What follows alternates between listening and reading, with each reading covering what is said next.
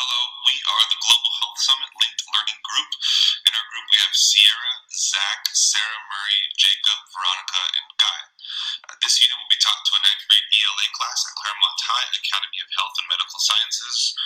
There are two ELLs in this class, one student with a short-term memory disorder and two students with anxiety.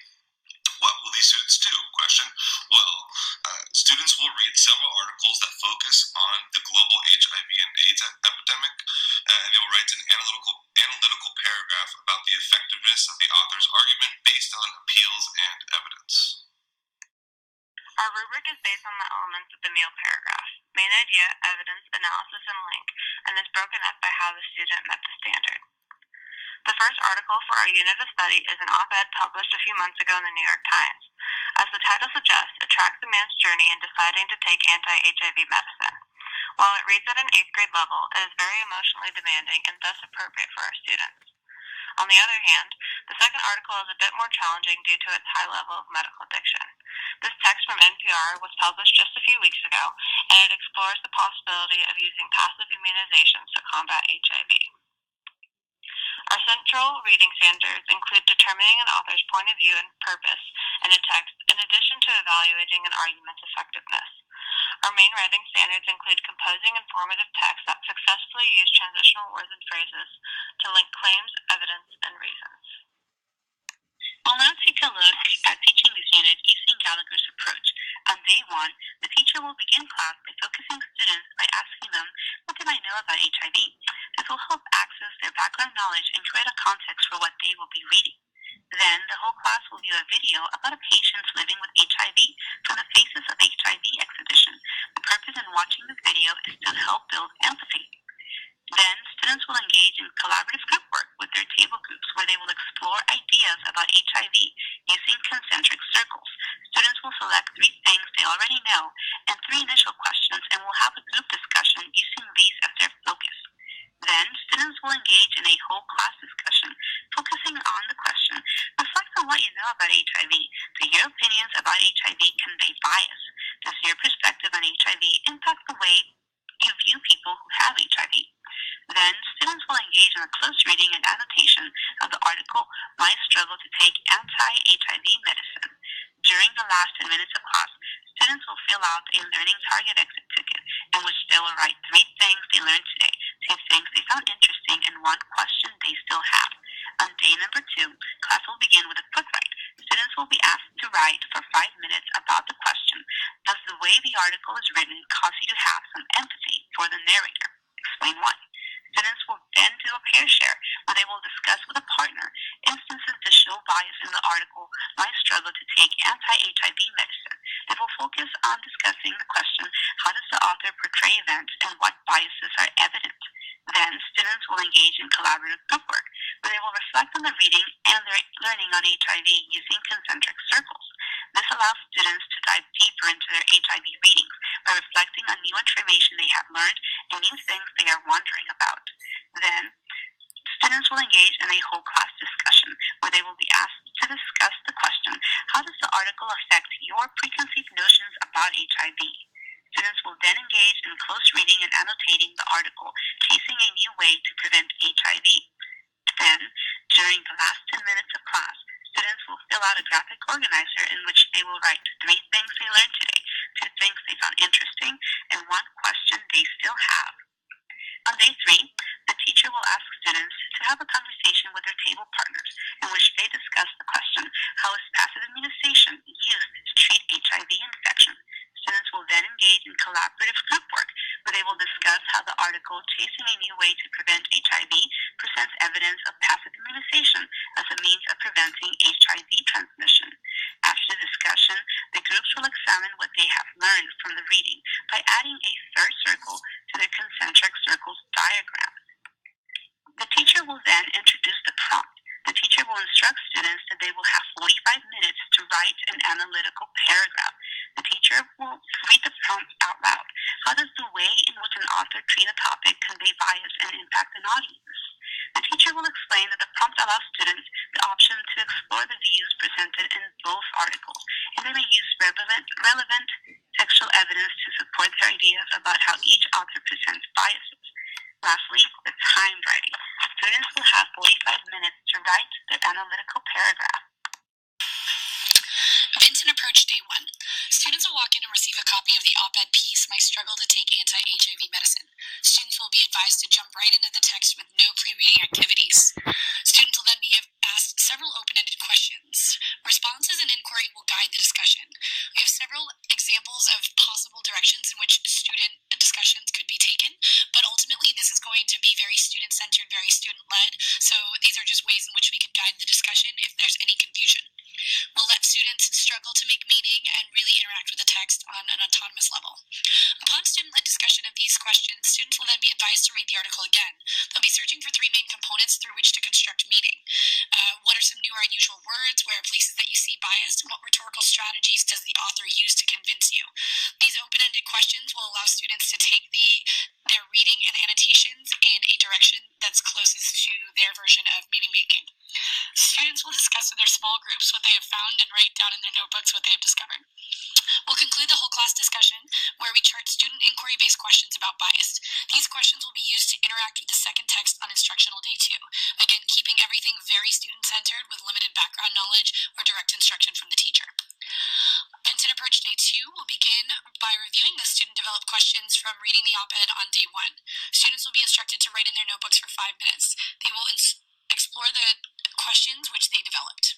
Students will then pair share their answers at their tables, once again keeping everything in the classroom very student-centered. Any places where students are struggling or getting frustrated will simply mean that they are making meaning within themselves and accomplishing what the teacher is setting out to do.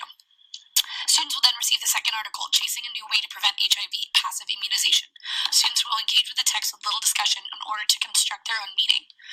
The student-centered discussion will lead to once more creating a class-created inquiry list.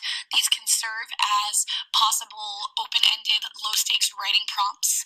Some questions that could guide the discussion are how does bias differ in op-ed and a research-based article?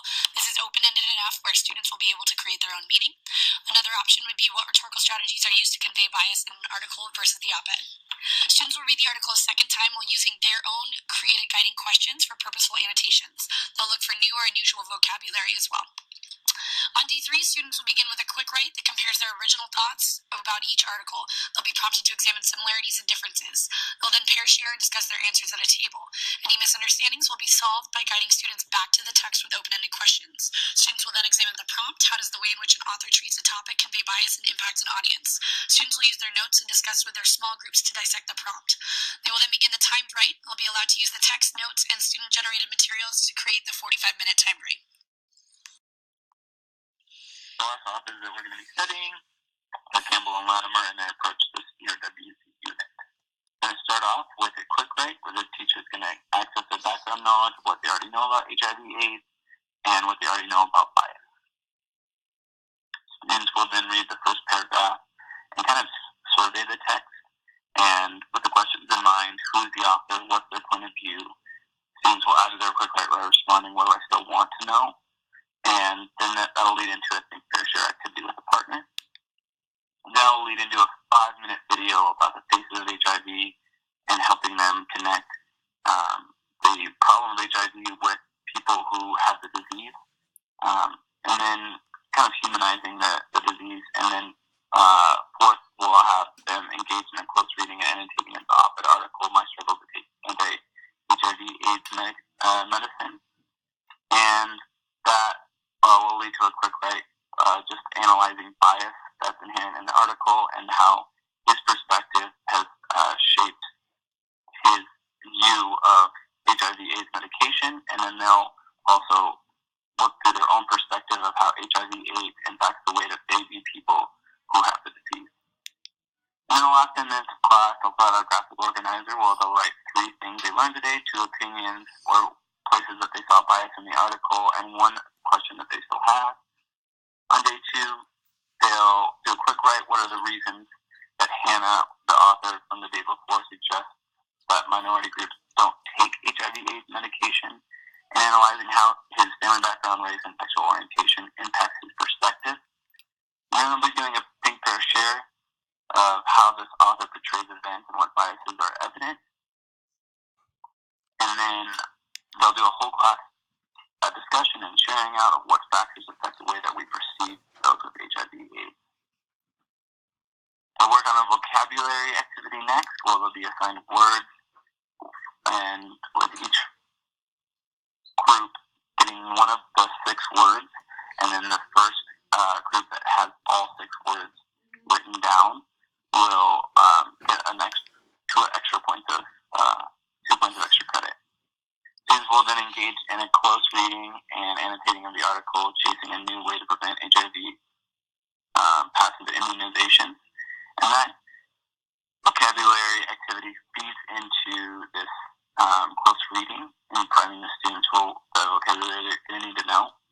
And then they're going to write down how they believe the author's message, what they believe the author's message is, and the potential bias that they have seen in the article.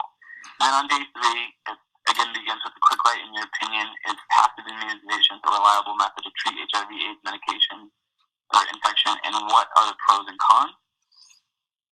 This will lead into a collaborative group work where they'll discuss the article and identify the intended audience and evaluate its effectiveness.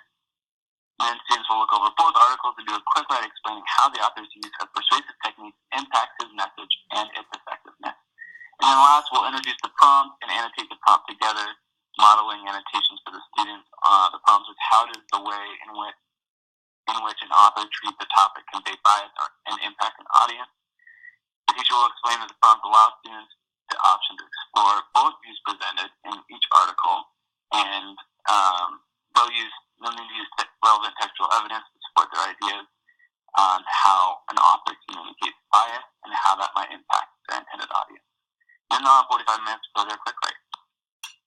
Examination of differences in approach to instruction. Gallagher, background knowledge and initial questions. So we had students develop their own background knowledge and tell us what they knew of the subject, and then create initial questions that they would like answered by the end of the unit. This way we could create expanding questions based on the questions that the students had. This way we could help them have a gradual emergence from the zone of proximal development, where we start with their questions, and then with our scaffolds we slowly take them away with our expanding questions until students are able to analyze the content on their own. Vinton inverse gradual release of responsibility model. We use this through day 1, 2, and 3, and as we just toss students in head first into the content and had them and just guided them with inquiry-based questions. So questions that were to help students analyze the text in order to generate a student-led discussion. And then lastly, Campbell and Latimer, we just heavily emphasized practice with writing, applying their comprehension, and being able to have multiple approaches to reading, such as having students read a text as the writer so that they could recognize ethos, pathos, logos, see where the author is using a bias, etc. And then also just heavily with the writing exercises, just heavily emphasizing that close reading and annotating skills.